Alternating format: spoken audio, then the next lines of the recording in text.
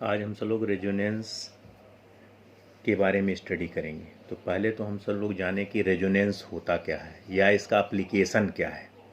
Resonance का application जो हम सब लोग यूज़ करते हैं, जैसे रेडियो या एफएमसीडी में जो फ्रीक्वेंसी हम सब लोग सेट करते हैं नाप के थ्रू, तो वो रेजोनेंस फ्रीक्वेंसी का एप्लीकेशन है। या हमारा मोबाइल का नेटवर्क हुआ, आप कहते हो नेटवर्क चला गया, नेटवर्क आ गया, तो वो रेजोनेंस का केस है। तो रेजोनेंस कैसे पहचानेंगे? तो रेजोनेंस कंडीशन है। Resonance is a condition. ये रेजोनेंस तभी हो सकता है, resonance is a condition at least one inductance and one capacitance present in AC circuit. क्या कंडीशन है? दूसरा कंडीशन क्या है? वोल्टेज और current in same phase. Same phase मतलब फेज एंगल हमारा क्या होना चाहिए? जीरो। जब फेज एंगल जीरो है तो सर्किट हमारा कैसा बिहेव करेगा? प्योर आर की तरह बिहेव करेगा। प्योर आर का मतलब means unity power factor, cos phi की वैल्यू 1 होगी। थर्ड पॉइंट जो सबसे पहला कंडीशन हो गया, at least one inductance and one capacitance present रहना चाहिए एसी सर्किट में।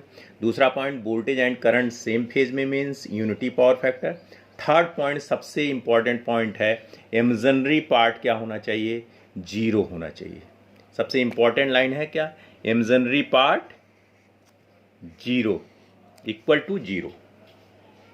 अब हम रेजोनेंस के केस में अब हम देखेंगे रेजोनेंस दो टाइप के हो सकता है। एक सीरीज रेजोनेंस हो सकता है, पैरेलल रेजोनेंस। अभी तक हमने जितने भी सर्किट पढ़ा है, सीरीज आरएल पढ़ा, सीरीज आरसी पढ़ा, pure R, pure L, pure C, इनमें ये one inductance and one capacitance present केवल सीरीज आरएलसी सर्किट में था। इसका मतलब हम सब लोग रेजोनेंस जो निकाल सकते हैं तो सीरीज आरएलसी सर्किट में निकाल सकते हैं। तो सीरीज रेजोनेंस में हम पहले स्टडी करते हैं। सीरीज रेजोनेंस का हमने सर्किट, ये आपका जाना पहचाना सर्किट है, सीरीज आरएलसी सर्किट है। Voltage drop V R, V L, V C and supply V, ये सारी चीज़ें बताए। V equal to V R plus J V L minus V C, where V R equal to I R, V L equal to I X L, या X L is equal to omega L, V C is equal to I X C is equal to I upon omega C. या इसी को and Z के term, impedance के term में लिखना चाहे तो Z is equal to R plus J X L minus X C. Resonance का कंडीशन क्या है? एट रेजोनेंस इमेजिनरी पार्ट क्या होना चाहिए? जीरो होना चाहिए। Imaginary part equal to zero. Impedance के टर्म में लेना चाहिए, इमेजिनरी पार्ट क्या है? XL minus XC equal to क्या हो जाएगा? जीरो। तो XL minus XC is equal to zero. XL equal to क्या हो गया? रेजोनेंस के केस में नेचुरल फ्रीक्वेंसी की बात नहीं कर रहे हैं। रेजोनेंस फ्रीक्वेंसी इसको ओमेगा आर या ओमेगा नॉट से रिप्रेजेंट करते हैं। Omega R equal to omega not के बराबर होता है। तो एक्सएल की जगह पर omega R L minus 1 upon omega R C. उसके बाद हमने इसको दूसरे साइड ले आए तो ओमेगा आर स्क्वायर, ये XL minus X C is equal to zero, omega R minus 1 upon omega R C is equal to zero. तो omega R square L C is equal to 1। तो omega R square is equal to 1 upon L C, omega R is equal to 1 upon under root L C. Omega R की value क्या होती है? Omega R is equal to क्या होता है? 2 pi F R. तो F R is equal to 1 upon 2 pi under root L C, where F R को F not से भी रिप्रेजेंट करते हैं। इसको बोलते हैं रेजोनेंट फ्रीक्वेंसी और इसकी यूनिट क्या होती है? Hertz. Phasor diagram at resonance, जब इमेजिनरी पार्ट आप V L minus V C equal to zero रखोगे तो वी इज इक्वल टू किसके बराबर आ जाएगा? वी आर के। तो हमारा V R equal to V के बराबर हो गया। और यल के केस में वोल्टेज लीड करता है 90 डिग्री, तो ये वी एल हो गया। और वी सी 90 डिग्री लैग करता है, तो ये सी के केस में। उसके बाद हम सब लोग रेजोनेंट फ्रीक्वेंसी की वैल्यू क्या आ गई? F R equal to 1 upon 2 pi under root L C. देखिए ये कि वन इंडक्टेंस वन कैपेसिटेंस की क्यों रिक्वायरमेंट है? यदि एल और एक सी नहीं होगा तो वैल्यू जीरो रखोगे तो क्या होगा? इनफाइनाइट हो जाएगा, जो एग्जिस्ट ही नहीं कर ली। इसलिए कम से कम इस फार्मूले से आइडेंटिफाई हो गया, कम से कम one inductance and one capacitance circuit में प्रेजेंट होना चाहिए, नहीं तो रेजोनेंस फ्रीक्वेंसी ये एग्जिस्ट ही नहीं करेगा। मान लीजिए सी एब्सेंट है तो सी की वैल्यू जीरो, तो क्या हो जाएगा? इनफाइनाइट, ये एग्जिस्ट ही नहीं करेगा। अब उसके बाद आते हैं डायनेमिक इम्पीडेंस। रेजोनेंस के केस में ही सारी वैल्यू निकाली जा रही हैं। तो डायनेमिक इम्पीडेंस को ही रेजोनेंट इम्पीडेंस कहते हैं। इसको किससे रिप्रेजेंट करते हैं? Z R equal to Z not, कहीं कहीं किसी बुक में जेड नॉट से या जेड आर से रिप्रेजेंट करता है, तो दोनों चीज़ें जाने। डायनेमिक इम्पीडेंस क्या होता है? इम्पीडेंस की वैल्यू रेजोनेंस के केस में जो वैल्यू आती है उसी को डायनेमिक इम्पीडेंस या रेजोनेंट इम्पीडेंस कहते हैं।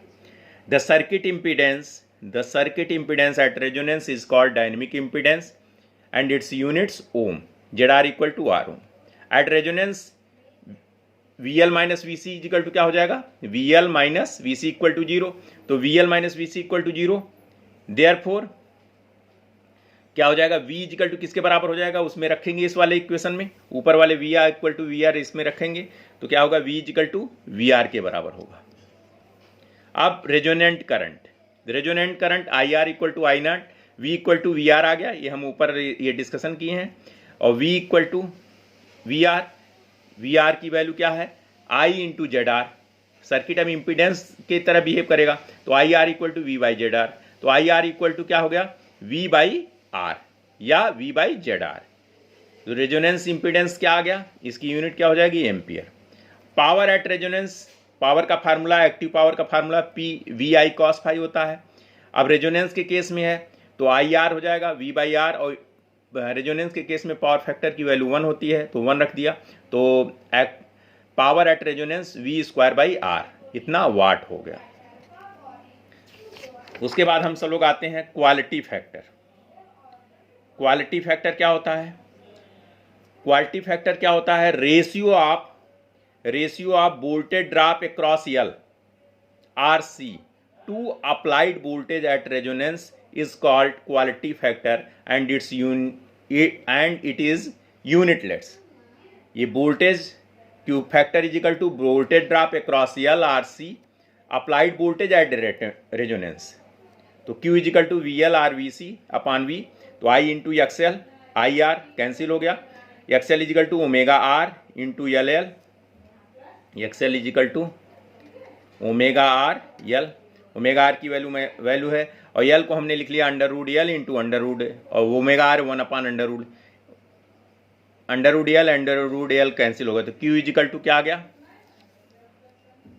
Q is equal to omega R L upon, ये वैल्यू रख दिया 1 upon under root LC, under root L cancel हो गया, तो Q इज इक्वल टू क्या आ गया? 1 upon R under root L by C। अब इसका मतलब क्या हुआ? क्वालिटी फैक्टर का क्वालिटी फैक्टर का मतलब क्या हुआ? यदि यहाँ से देखें इस पॉइंट से, ये वोल्टेज ड्रॉप या L है, तो VL इक्वल टू क्या होगा? VL equal to Q into V, Q into quality factor into V। इसका मतलब क्या हुआ? Physical meaning of the Q factor is that how many times of potential difference या voltage drop across L RC is greater than applied voltage at resonance.